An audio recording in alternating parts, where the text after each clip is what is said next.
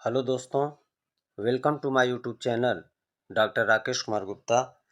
दोस्तों, आज हम लोग महत्वपूर्ण अति लघु उत्तरीय प्रश्नों को पढ़ेंगे। इसमें पहला प्रश्न है, साप्ताहिक बाजार से आप क्या समझते हैं?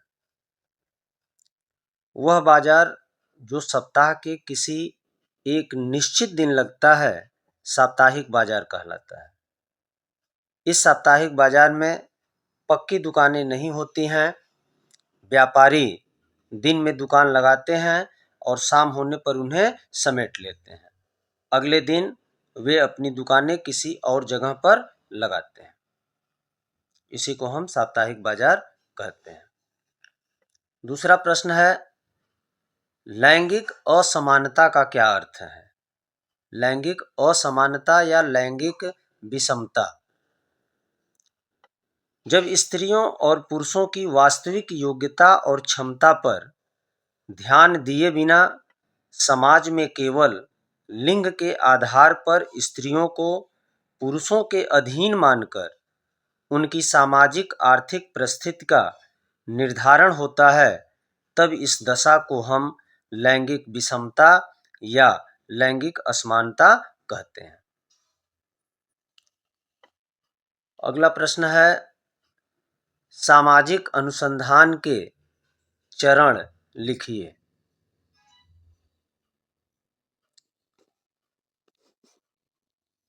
पहला, समस्या का चुनाव एवं निर्माण।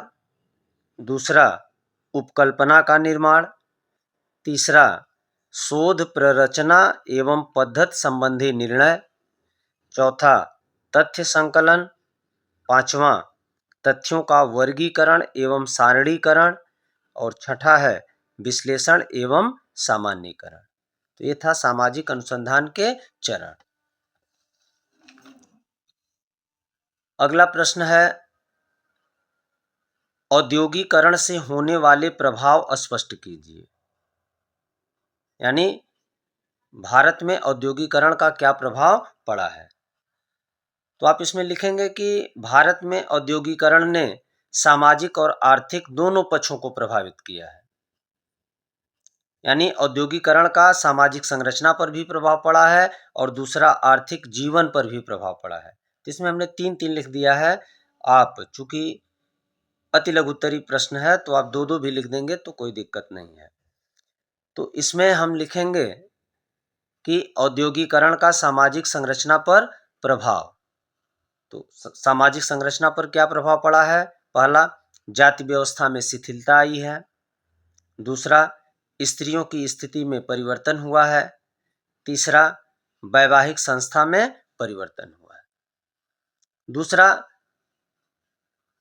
औद्योगिकरण का आर्थिक जीवन पर क्या प्रभाव पड़ा? तो इसमें आप लिखेंगे पहला कि पूंजीवाद में वृद्धि हुई। दूसरा, श्रम विभाजन और विशेषीकरण बढ़ा है। तीसरा, बेरोजगारी में वृद्धि हुई है। अगला प्रश्न है, हड़ताल और तालाबंदी के बीच अंतर स्पष्ट कीजिए। तो हड़ताल और तालाबंदी में क्या अंतर है? पहला, हड़ताल में कर्मचारी काम बंद करते हैं, जबकि तालाबंदी में नियोक्ता कर्मचारियों को काम करने से रोकता है।